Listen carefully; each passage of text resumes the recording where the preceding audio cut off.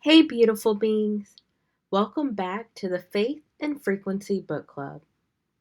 Week 5 reminded us that curiosity, compassion, and connection are not extras in life. They are essential for building the kind of world God called us to create.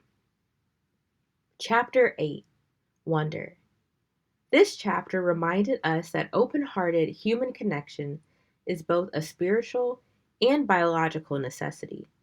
It gives our lives meaning, help us face both joy and pain authentically, and honors the image of God in one another. Isolation leaves us powerless. When we stop wondering about others, our curiosity dries up. Without curiosity, we close our hearts, retreat into our own assumptions, and risk falling into the kind of thinking that leads to division and even violence. Curiosity is the birthplace of compassion, but fear, tribalism, and distance are barriers we must unlearn. The call of our time is to create new patterns that help us see one another in both pain and joy, both fear and hope. This is the heart of the Amen effect. Repeated, intentional encounters with others that retrain us to recognize our shared humanity. We cannot heal or transform from a distance.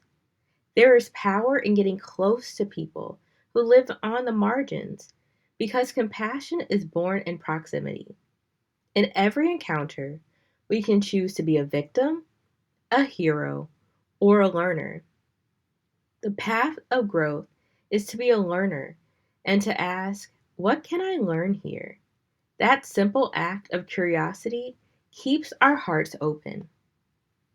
For faith in action, get close to someone outside your usual circle this week.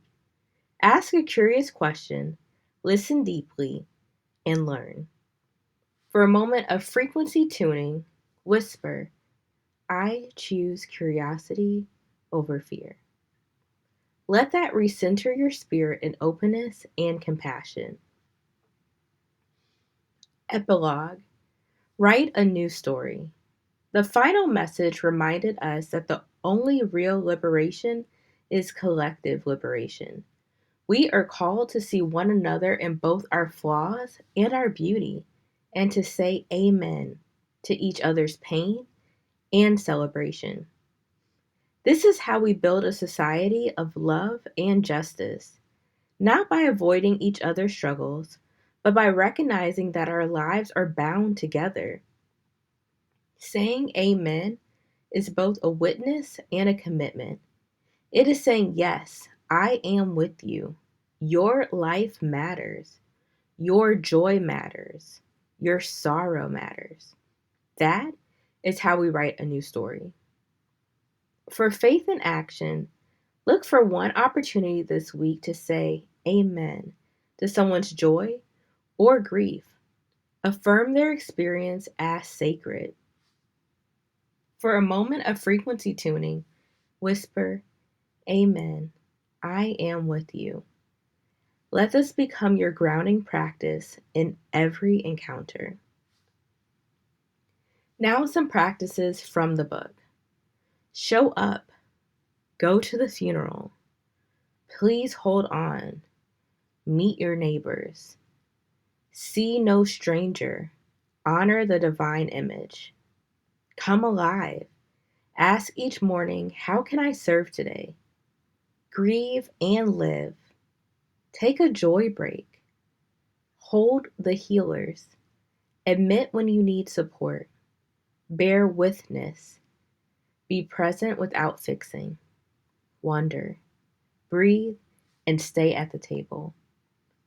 For a moment of faith, these practices remind us that the small choices of presence, service, and compassion are not just habits, but holy acts that align us with the heart of God. For a moment of frequency tuning, whisper, I will keep practicing. Let it anchor you to the truth that transformation is found in daily repetition, one faithful step at a time. When you shift your thoughts, you shift your frequency.